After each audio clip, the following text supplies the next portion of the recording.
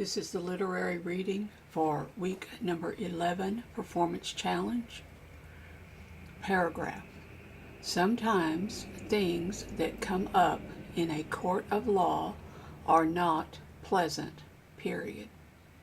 Such is the case of what we are going to have to listen to here today, period.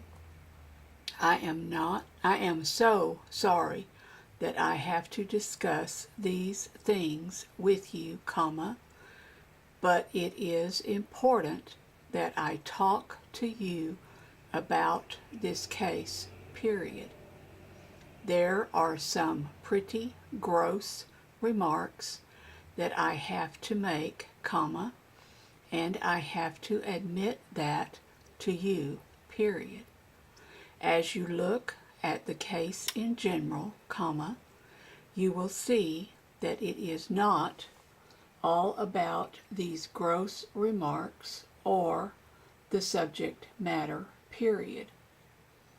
It is about whether this man should be convicted of what he has been accused of doing, period. I apologize for what you are going to have to hear, period.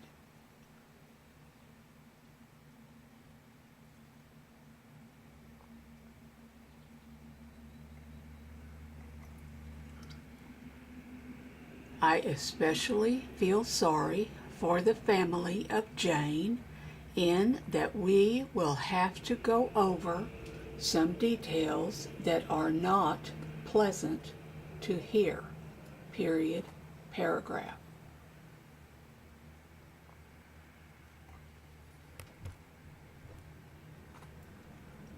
We are here about two people, period. One is the side of the story which will be presented by the state, period. The other is the defendant's side of the story, period, paragraph.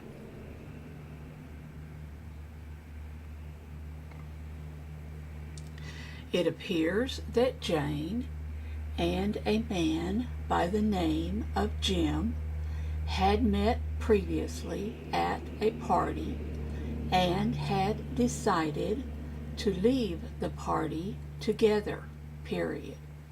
They wound up going to Jane's apartment, period. Now, it is reasonable, that in fact it is likely, based upon what was going on with her that evening, and what was going on with him that evening, that they were in her apartment toying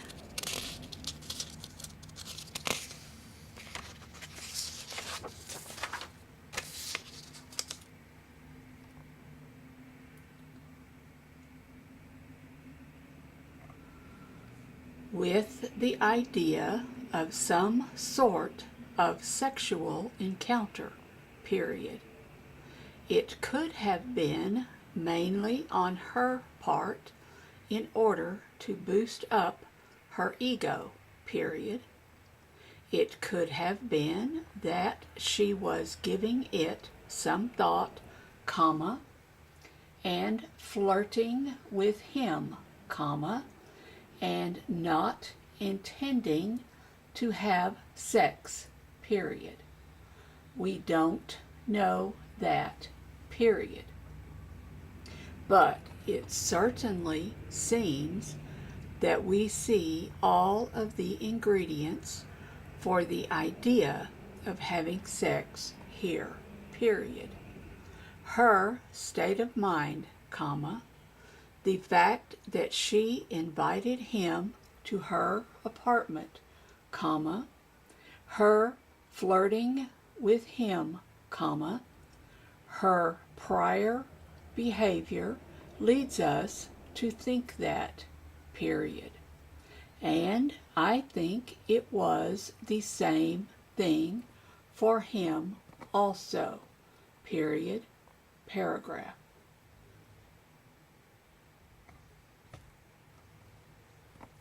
I think they are in there talking, period. Maybe he has the idea of sex more on his mind than she does, period. Maybe she is not weighing the consequences, period. It could be that she enjoyed flirting and was just having some fun, period. She could have been too trusting of this man that she had just met, period, paragraph.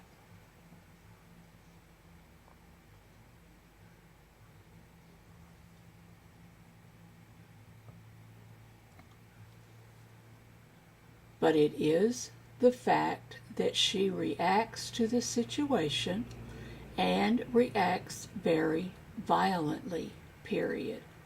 There really is no evidence to indicate that Jim intended to rape her, period.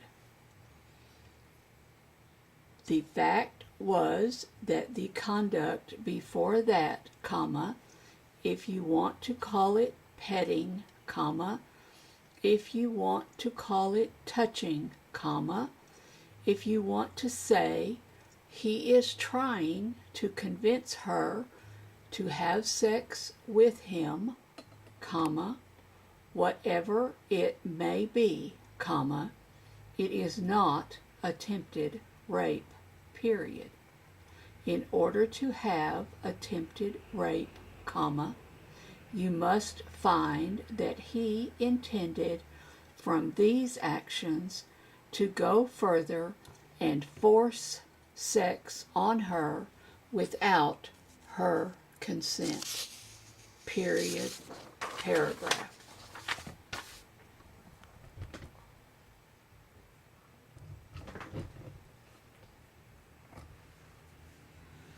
All of a sudden, comma, she picks up a pair of scissors, period.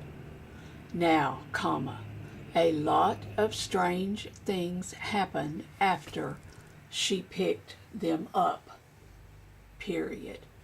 We think that she was trying to defend herself with those scissors, comma, but no one will ever know for sure, period.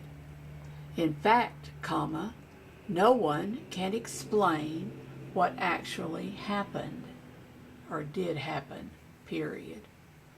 It may be that there are just things that are on the dark side of people that we will never be able to really shine a light on, period, paragraph.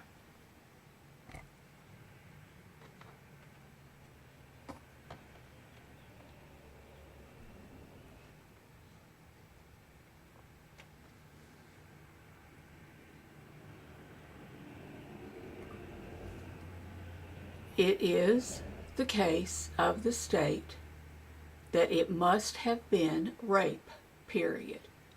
In fact, comma, the state is asking you to find him guilty of attempted rape, comma, or even first-degree murder as a killing that took place in the commission of a rape or attempted rape, period, paragraph.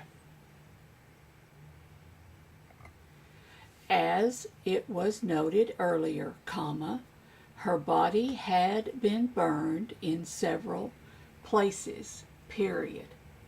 We have no idea how that may have happened, period. This is one of the most scary and different ideas put forth in this trial, period. I have searched for, as has everyone else, comma, an explanation for that, comma, and I can't come up with one that even makes sense, period, paragraph. Now, comma, the state is also asking you to look at the mental state of the defendant at the time this crime was committed, period. You can basically use circumstantial evidence to infer a mental state, comma, but no one can ever know for sure the mental state of a person at the time a crime was committed, period.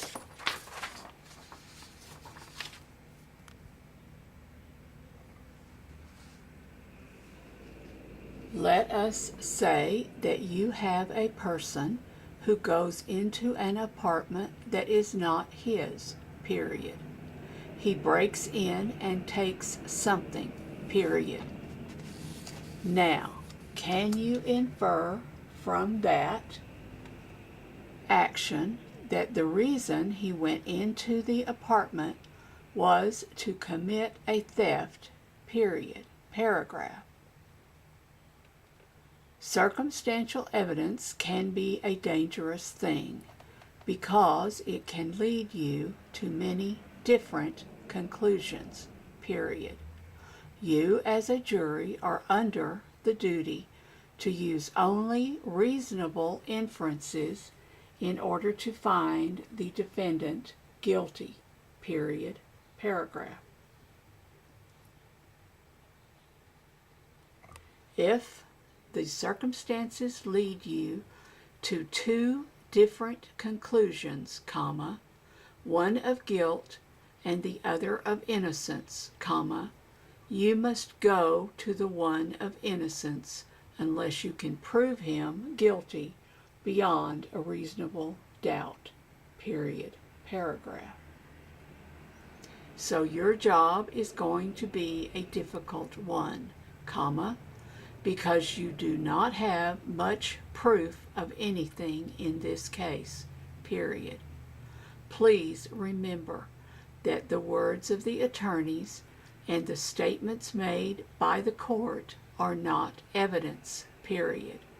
You must abide by the law as it is given to you by the court to determine the guilt or innocence of the defendant, period, paragraph.